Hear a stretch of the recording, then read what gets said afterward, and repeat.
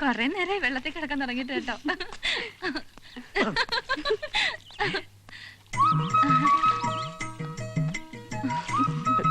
ആ സോപ്പിങ് ഇതാ. എന്റെ ഈശ്വര, എന്തേ കാണണേ? പുളി മത്സരം. ഇത് പെണ്ണുങ്ങൾ വിളിക്കുന്ന കടവാ. അത് കണ്ടുകൊണ്ടല്ലേ ഞാൻ ഇങ്ങോട്ട് വന്നേ. സാരല്ലേ ചേച്ചി, കഥാകൃത്തല്ലേ? കഥാകൃത്ത് മാത്രല്ല, നടനുവാ, സ്വഭാവ നടൻ. സത്യം പറയാലോ, നിങ്ങളൊക്കെ ഒന്ന് പരിചയപ്പെടാന്ന് വിചാരിച്ചാൽ ഞാൻ ഇങ്ങോട്ട് വന്നേ. ഈ കൊട്ടാരത്തിനകത്ത് വെച്ചൊന്ന് മിണ്ടാൻ പോയിട്ട് ഒന്ന് കാണാൻ പോലും പറ്റില്ല. അപ്പോഴേക്കും എത്തില്ല ദിനോസർമാര്, ലഭ്യന്മാര്. അയ്യോ തിരക്കില്ല, എനിക്ക് യാതൊരു തിരക്കില്ല. സാവകാശം കുളിച്ചോളൂ. കുളി കഴിഞ്ഞിട്ട് നമുക്ക് പരിചയപ്പെടാം. ടൈം എടുത്ത് കുളിച്ചോളൂ. I am waiting there. എന്റെ ഈശ്വര, അടുത്ത ജന്മത്തിൽ ഈ കുളത്തിൽ എനിക്കൊരു മീനായിട്ട് ജന്മം തരണേ. എവിടെ ഇരുന്നാലും ആർക്കും സംശയം ഉണ്ടാവില്ല. Any help?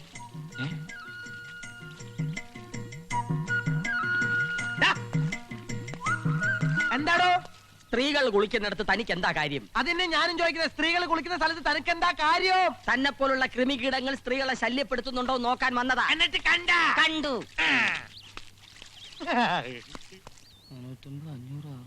സുധാര, മേലെപ്പറമ്പി നാളികേരം 2400 അത് 1000 എഴുതിയാ മതി.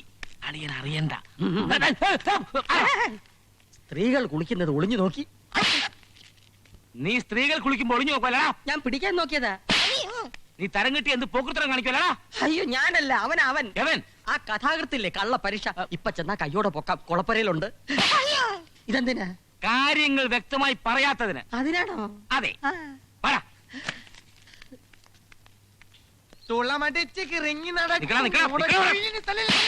നീ സ്ത്രീകൾ കുളിക്കുമ്പോ ഒളിഞ്ഞു നോക്കലടാ. സത്യമായിട്ട് സ്ത്രീകൾ കുളിക്കുന്ന ആദ്യമായിട്ട് കാണാ.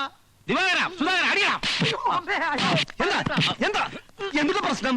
ഈ തറവാട്ടക്കാരി എന്ത് വൃത്തിയാൻ കാണിക്കാന്ന് വിചാരിച്ചോടാ. ചോദിക്കാനും പറഞ്ഞു ഞങ്ങൾ ആണുങ്ങളുണ്ടൂടെ. ഹായ്, ഇയാളെ ആണാണല്ലേ? അതൊരു പുതിയ അറിവ് കേട്ടോ. അല്ല, ഇപ്പൊ എന്തിട്ടപ്പോ പ്രശ്നം? സ്ത്രീകൾ കുളിക്കരുതേ, ഇവൻ ഒളിഞ്ഞു നോക്കി. വൃത്തിയോട് കന്നാലി. അപ്പൊ പ്രശ്നം സോൾവ് ആയല്ലോ. നിനക്കൊന്നും പരമേശ്വരൻ അറിയില്ല. ഇനി ഈ വക വൃത്തിയുടെ തറവാട്ടി കാണിച്ചാൽ പരമേശ്വരൻ ആരാന്ന് നീയൊക്കെ അറിയും. പ്രൊഡ്യൂസറെ അവിടെ നിന്നേ ഒന്ന് രഹസ്യമായിട്ട് കാണണം കേട്ടോ. എങ്ങോട്ടാ? കൊളക്കടവിലേക്ക്. എന്തിനാ? കുളിസിം കാണാൻ. ആഹാ. അതെ. ഹലോ, എന്താ ഇങ്ങനെ കിടക്കണത്? എഴുന്നേൽക്കണ്ടേ? നേരെ എത്രയെന്നറിയോ? കമോൺ ചേച്ചി. ഇങ്ങനെ അമ്മൂമ്മമാരെ പോലെ കിടന്നാലോ? എഴുന്നേക്ക്, പോയി കുളിച്ച് ഫ്രഷ് ആയി വാ. അമ്മായി വെള്ളം ചൂടാക്കുന്നുണ്ട്. ഒരു സ്റ്റീം ബാത്ത് കഴിഞ്ഞ സംഗതി ഓക്കെ. ദേ, ഇന്ന് കാവില് പോണ്ട ദിവസാ. ഞാൻ വരണില്ല, നന്ദിനി പൊയ്ക്കോ. ദേ യമുന തമ്പുരാട്ടി, എന്നെ ദേഷ്യം പിടിപ്പിക്കരുത്. ഞാൻ പൊക്കിക്കൊണ്ടുപോകും. എന്റെ ആരോഗ്യത്തെ കുറിച്ച് അറിയാലോ. ഇപ്പൊ പണ്ടത്തേല് സുന്ദരിയായിരിക്കണം. ചേച്ചി വരാതെ എനിക്ക് തനിച്ചു പോവാൻ വയ്യ. ഒരു രസം ഉണ്ടാവില്ല. മാത്രമല്ല വഴിപാടുള്ളതാ. വരൂ ചേച്ചി, പ്ലീസ് എഴുന്നേക്ക്. ഞാൻ വരാം. എന്നാലേ ഞാൻ പോയിട്ട് വെള്ളം ചൂടായെന്ന് നോക്കിട്ട് വരാം. ഓക്കെ? സുന്ദരിയുടെ ഒരു ചിരി കണ്ടില്ലേ?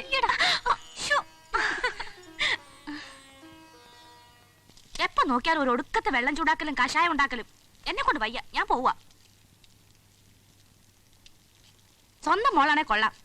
വല്ല തമ്പ്രാട്ടിയും പറ്റ ഈ കുട്ടിക്ക് വേണ്ടി ഇങ്ങനൊക്കെ ചെയ്യാൻ ഈ തിരുമേനിക്ക് എന്താ പ്രാന്താ? നീ ഒന്ന് പതുക്കെ പറ, വലിയ കേട്ട തല പോവും. അല്ല, ഞാൻ പറയണ നേരല്ലേ? തമ്പുരാട്ടി മക്കളും അനുഭവിക്കേണ്ടതല്ലേ ഇതെല്ലാം? സ്വന്തം മോൾ ഇല്ലാഞ്ഞിട്ടാണോ? നന്ദിനി കുട്ടിയില്ലേ? അവളുടെ ഒരു ഭാഗ്യം. വല്ലവന്റെ മകളായിട്ട് പോലും വളർത്തി വലുതാക്കി. സ്വത്തുക്കളൊക്കെ എഴുതി വെക്കുകയും ചെയ്തു. ആ, ഇനി പറഞ്ഞിട്ടിപ്പോ എന്താ കാര്യം? എന്താ രണ്ടാളും കൂടെ ഒരു കുശുകുശുപ്പ്? ഞങ്ങളെ എമ്മനമോളുടെ കാര്യം പറയായിരുന്നു. വെള്ളം ചൂടായി, വെള്ളത്തിൽ മരുന്നിടാൻ നന്ദിനിക്കുട്ടി വന്നില്ലല്ലോ എന്ന് പറയായിരുന്നു. പറഞ്ഞതൊക്കെ ഞാൻ കേട്ടു. അപ്പച്ചി, കുശുമ്പ് അധികം വേണ്ട, അത് നല്ലതിനല്ല. കുശുമ്പോ? എനിക്കെന്തിനാ കുശുമ്പ്? ചേട്ടാ, എന്നെ വിളിച്ചോ? അയ്യോ, ചേട്ടൻ വിളിക്കുന്നു, ഞാൻ പോട്ടെ. ഇനി പോയില്ലെങ്കിൽ അത് മതി. ഭയങ്കര പിടിവാശിക്കാരനാ. വീട്ടു ജോലിക്കാരി മാത്രം നോക്കിയാ മതി. കുടുംബകാര്യത്തിൽ ഇടപെടണ്ട. അതെനിക്കിഷ്ടമല്ല. മനസ്സിലായില്ലേ? ആ, വെള്ളം ചൂടാവുമ്പോ ഇറക്കി വെച്ചോളൂ. ദേ നോക്ക്, കൂടുതൽ ചൂടാവാതെ നോക്കുക. ആ,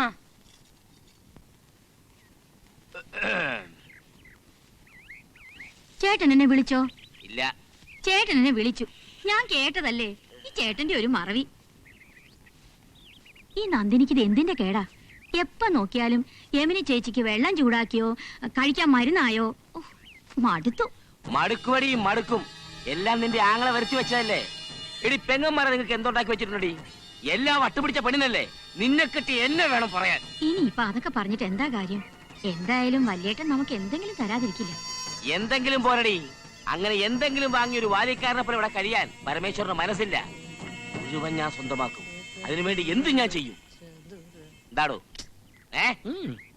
ഞാൻ ആ പണിക്കാരെയൊക്കെ ഒന്ന് നോക്കട്ടെ. അതെ, ഈ പരമേശ്വര കുറുപ്പ് എപ്പോഴും ഇങ്ങനെ ചൂടാവുന്ന എന്താ? എങ്ങനെ ചൂടാവാതിരിക്കും? ഈ തറവാട് മുഴുവൻ കിട്ടുമെന്ന് കരുതി നിങ്ങളെ കെട്ടി, ഒടുവിലൊരു പുല്ലും കിട്ടിയില്ല എന്നറിഞ്ഞാൽ ഏത് കോന്തനും ചൂടായിപ്പോ. പക്ഷേ നിങ്ങളോട് ചൂടാവുന്ന കാണുമ്പോഴാണ് എനിക്ക് വിഷമം. അത് വിരഹവേദന അനുഭവിക്കുന്നവർക്കേ അറിയൂ. ഞാൻ ഇവിടെയും എന്റെ അവളങ്ങ് പാറശാലയിൽ. ഇന്നലെ ആ ജോത്സ്യൻ TV പറഞ്ഞു എന്റെ നാളുകാർക്ക് ഭാര്യാസുഖമെന്ന്. ചിലപ്പോ കിട്ടുമായിരിക്കും അല്ലേ? ഒരു കാര്യം തുറന്നു വെച്ചോട്ടെ, ഈ പരമേശ്വര കുറുപ്പിനെ തഴഞ്ഞൂടെ? ശമ്പളം കുറവാ, ഇതൊക്കെ ഉള്ളൂ, തടയില്ല. രാജി, രാജി, ആ പണ്ടാരക്കാലത്ത് എന്തിന്റെ സൂക്കേടാ? യമുനിക്ക് മരുന്ന് കൊടുക്കാൻ വിളിക്കുന്നതായിരിക്കും. യമുന, ആ നായിന്റെ മൂക്ക് ഒരു ദിവസം ഞാൻ വിഷം കലക്കി കൊടുക്കും. വല്യേട്ടൻ കേക്കണ്ട. പിന്നെ കേട്ടാ എന്നെ ഒലത്തും. വേണ്ടി വന്ന അയാളെ തട്ടും ഞാൻ. രാജി, ചെല്ലെ, നിന്നെ അല്ലേ വിളിച്ചത്? കിടന്ന് കയറി പൊളിക്കുന്നത് കേട്ടില്ലേ?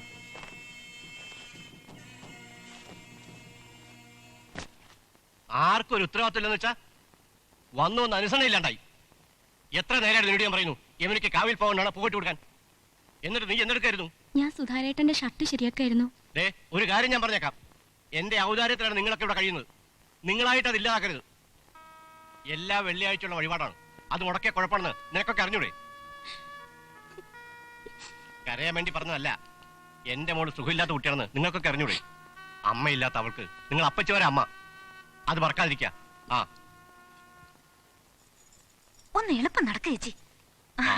ഇങ്ങനെ പുറത്തൊക്കെ ഒന്ന് ചുറ്റിടന്നാൽ തന്നെ മനസ്സിന്റെ ഭാരം പകുതി കുറയും. എന്നാ നേരെ കളയണ്ട, പോയിട്ടൊരു. അച്ഛനും പറഞ്ഞ കൂടെ? ചേച്ചിയെ നോക്കാൻ എനിക്കറിയാം. അച്ഛൻ തൽക്കാലം ഇവിടെ ഇരുന്നാ മതി.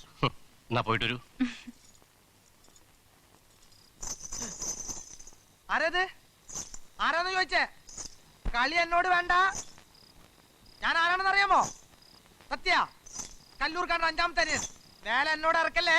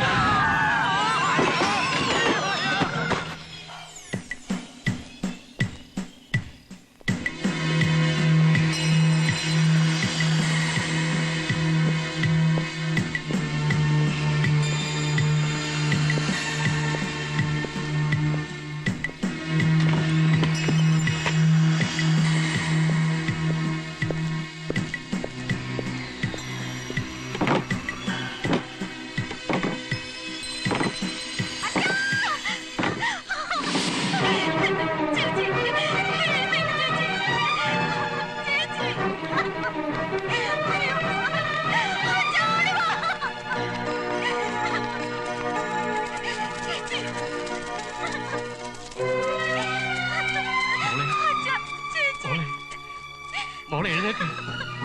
മോളെ, മോളെ, മോളെ.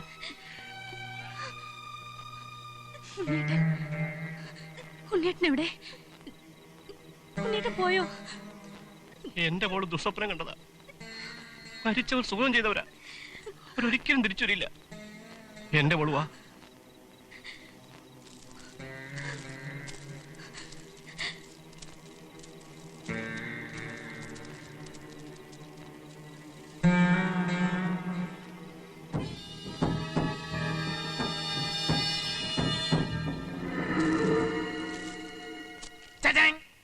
അങ്ങനെ സീൻ നമ്പർ 1. കർട്ടൻ ഉയരുമ്പോൾ രംഗം ശൂന്യം. അങ്ങനെ ഉമർത്ത ചാരുകസേരയിൽ വളഞ്ഞ് ഞളഞ്ഞ് പൊളഞ്ഞ് ചെരിഞ്ഞു കിടക്കുന്ന ചിന്താവസ്ഥയായ ശ്യാമള. അതൊരു സിനിമ. അല്ലല്ല, തിരുമേനി കർട്ടന് വരുമ്പോ രംഗം ശൂന്യെന്നല്ലോ പറഞ്ഞു. പിന്നെ എങ്ങനെ തിരുമേനി പറഞ്ഞത്? തിരുമേനി ഫ്ലൈറ്റിൽ വന്നു. അതെ, ഒരു കാര്യം പറഞ്ഞേക്കാം. നടന്മാരെ പണി ചെയ്താൽ മതി, തിരക്കഥയിൽ കൈയിടണ്ട. ഇതെന്ത് ചെയ്യണമെന്ന് എനിക്കറിയാം. വല്ലാണ്ട് കളിച്ച് ക്ഷീണിച്ചു പോയേ. നീ ഒന്ന് മിണ്ടാണ്ട് നീ വായിക്കേ. ആ അങ്ങനെ വടക്കേപ്പുറത്തെ ചാരുകസേരയിൽ ചിന്താമുഖനായിരിക്കുന്ന തിരുമേനി. ഇനിയാണ് സസ്പെൻസ്. എന്തുകൊണ്ടാണ് തിരുമേനി ചിന്താമുഖനായിരുന്നത് നിങ്ങൾക്ക് ആരും പറയാൻ പറ്റുമോ? പ്രേക്ഷകരായി നിങ്ങൾ ആരും പറയൂ. ഞാൻ പറയാം ആ, പറ. തിരുമേനി എന്തോ ചിന്തിച്ചിരിക്കുകയായിരുന്നു, അതുകൊണ്ടാണ് ചിന്താമുഖനായത്. ചിന്തിക്കാതെ എങ്ങനെയാണ് ചിന്താമുഖനായിരിക്കുന്നത്? വിവരദോഷി. പ്രേക്ഷകരായി നിങ്ങൾ ആരും പറയൂ, അല്ലെങ്കിൽ ഞാൻ പറയാം. വേണ്ട ഞാൻ പറയാം. തിരുമേനിക്ക് 2 പെൺമക്കൾ, സുന്ദരികളായ 2 പെൺമക്കൾ. തിരുമേനിയുടെ പ്രതീക്ഷ മുഴുവൻ ഈ പെൺമക്കളിലാണ്. മൂത്തവൾ ഒരു മുസ്ലിം പയ്യനുമായി പ്രേമത്തിലായി. മുസ്ലിം ചെക്കനോ? എന്താ മുസ്ലിം ചെക്കനായ പറ്റൂലേ? മുസ്ലിം മതി, ക്രിസ്ത്യാനി വേണ്ട. മതി കഥ പറയൂ, കേക്കട്ടെ.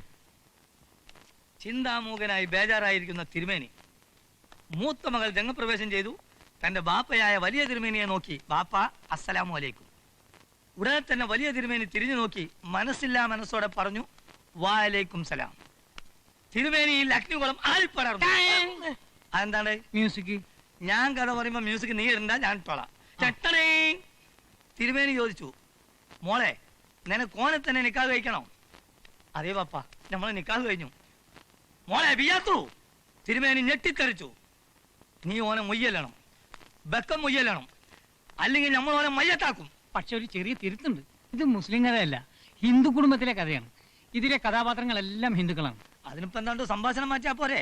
ഉമ്മ എന്നുള്ളടത്ത് ബാപ്പാന്നും ബാപ്പാന്നുള്ളടത്ത് അച്ഛൻ അങ്ങോട്ടാക്കണം. എന്താ പോരെ? അപ്പൊ എളാമെന്നോടോർത്ത് എനിമീന്ന് ഇട്ടാ മതിയല്ലേ? തിരുമേനി എന്നോട് ക്ഷമിച്ചാലും ഈ കഥയിൽ ചില യാഥാർത്ഥ്യങ്ങൾ ഉൾക്കൊള്ളിക്കണം എന്നാണ് തിരക്കഥാകൃത്താവായ എന്റെ ഏറ്റവും വലിയ ആഗ്രഹം. അതായത് വലിയ കോവിലത്തെ തിരുമേനിക്ക് 2 പെൺമക്കൾ. മൂത്തവൾ സുന്ദരി, ഇളയവൾ അതിലും സുന്ദരി. കോടീശ്വരനായി തിരുമേനിയുടെ സകല സ്വത്തുക്കളും ഈ പെൺമക്കൾക്ക് അവകാശപ്പെട്ടതാണ്.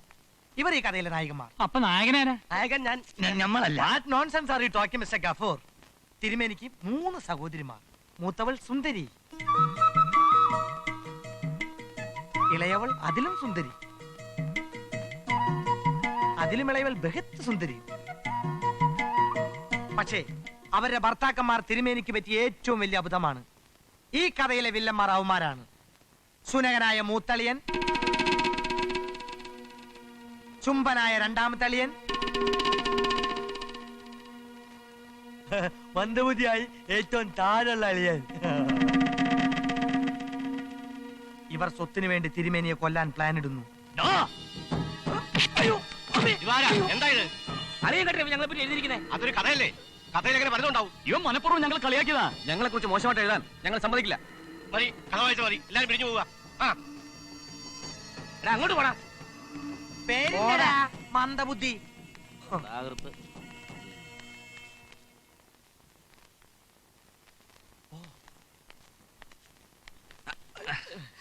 എന്താ പ്രൊഡ്യൂസർ ഇവിടെ?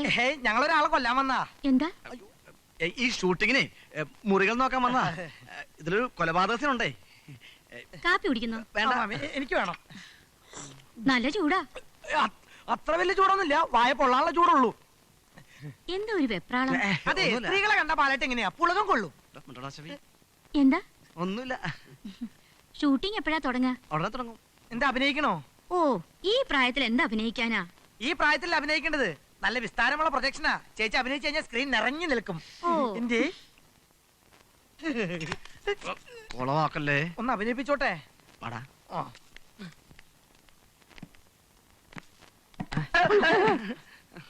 പ്രൊഡ്യൂസർ ഒന്ന് രഹസ്യമായിട്ട് കാണണമല്ലോ. എന്തിനാ? ഇപ്പൊ വേണ്ട, പരസ്യമായപ്പോ പിന്നെ. പലട്ടാ, ഇയാള് പലപ്പോഴായിട്ട് പറഞ്ഞ് രഹസ്യമായിട്ട് കാണണം. ഇവനേതോ ചുറ്റിക്കളി കേസാ.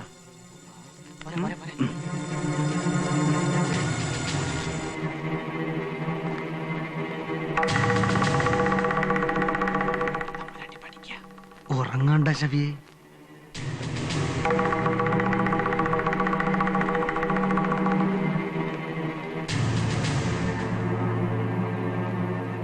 എന്റെ മണിക്കുട്ടി എന്നുള്ള അമ്മയുടെ പേരാ?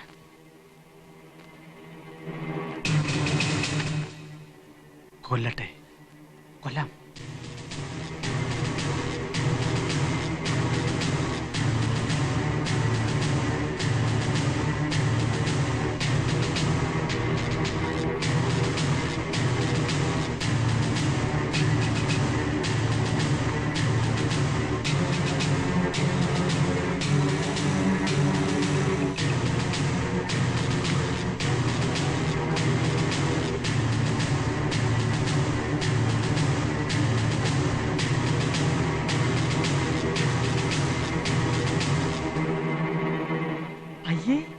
ഇയാൾ എന്ത് വൃത്തിയോടെ കാട്ടണേ?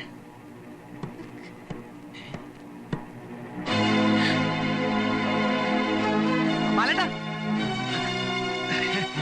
എന്താ എന്താ ഇത്? ബാലേട്ടൻ കിസടിക്കാൻ പോയതാ. തനിക്ക് എന്താ ഇവിടെ കാര്യം? ഞാൻ അല്ല വെറുതെ ചോദിച്ചത് കേട്ടില്ലേ? ഞാൻ ഡയറി എടുക്കാൻ വന്നാ. തനിക്ക് എന്തിനാ ഈ ഡയറി? വായിച്ചു പഠിക്കാൻ. ഇന്നലെ ഡിക്ഷണറി വായിച്ചിട്ട് ബാലേട്ടൻ കുറെ നേരം നിന്ന് കരഞ്ഞു. ഒന്നും മനസ്സിലാവണ്ട് അല്ലേ ബാലേട്ടാ? കുഞ്ഞുണ്ണി പറഞ്ഞു കവിത എഴുതുമെന്ന്. തമ്പുരാട്ടി എഴുതിയ കവിത ഒന്ന് വായിക്കാൻ തരുമെന്ന് അറിയാൻ വന്നതാ. വന്നപ്പോ നല്ല ഉറക്കം. ഉണത്തണ്ടാന്ന് കരുതി. ആവശ്യമില്ലാത്ത ആരെയും ഈ മുറിക്കകത്ത് ഞാൻ കടത്താറില്ല. ഇറങ്ങി പോടോ, പോകാൻ. അയ്യത് എന്ത് പെണ്ണ ബാലേട്ടാ? ഒന്ന് നിൽക്ക. നിങ്ങൾക്കിപ്പോ ഈ ഡയറിയിലേ വേണ്ടു. എടുത്തോളൂ. ഞാൻ എഴുതിയ എല്ലാ കവിതകളും ഇതിലുണ്ട്.